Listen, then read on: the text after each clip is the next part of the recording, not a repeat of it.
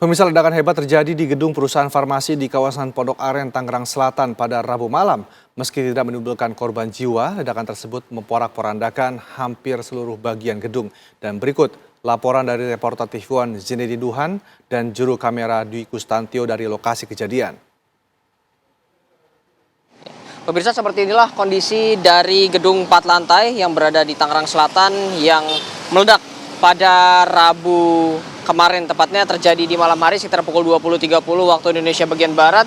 Dan kondisinya saat ini sudah dipasangi garis polisi dan ditutup menggunakan seng agar puing-puing yang berada di dalam memang tidak terlalu terlihat. Namun dari kejauhan, jika kita mundur sedikit, ini di bagian atas terlihat hancur yang cukup parah, baik lantai 1 hingga ke lantai 4. Bukan hanya bagian depan, justru bagian terparah ini terlihat juga dari bagian samping, karena ledakannya juga cukup besar yang terjadi pada malam hari itu. Memang beruntung tidak ada korban jiwa karena sudah di luar jam operasional, yang artinya pada saat itu tidak ada pegawai yang berada di dalam. Perlu diketahui, Nukleus Pharma ini merupakan salah satu perusahaan yang memproduksi obat-obatan seperti itu, dan di bawah juga terlihat masih banyak sekali pecahan-pecahan kaca dan juga sampah-sampah dari dalam yang juga terbawa keluar bahkan hingga ke seberang ke warung yang berada di seberang. Nah, bukan hanya menghancurkan gedung dari Nukleus Pharma ini sendiri, namun juga dampaknya ini terdapat ke gedung di sebelahnya. Ini merupakan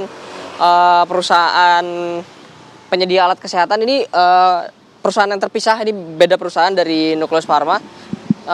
Jika kita lihat dari arah lubang ini, dapat saya gambarkan kepada Anda bahwa di dalam ini juga terdampak karena bagian samping dari Nukleus Pharma, lebih tepatnya dari lantai 4, sepertinya ledakan muncul dari sana karena bagian yang hancur itu di lantai 4 dan terlihat ada satu buah mobil yang bagian belakangnya ini tertimpa reruntuhan dari bangunan 4 lantai yang hancur porak-poranda pada hari Rabu lalu. Lalu selain dari mobil juga ada beberapa motor yang terkena dan juga bangunan yang berada di dalam. Ini tuh terpantau ada beberapa kardus untuk alat kesehatan yang juga tertimpa reruntuhan dari lantai 4 Nukleus Pharma ini. Kami masih akan terus memantau bagaimana nanti perkembangan dari kasus meledaknya sebuah gedung 4 lantai yang berfungsi sebagai tempat farmasi atau produksi obatan. Hingga sejauh ini memang polisi masih belum merilis seperti apa penyebab, namun juga sejumlah saksi sudah diperiksa, tepatnya 9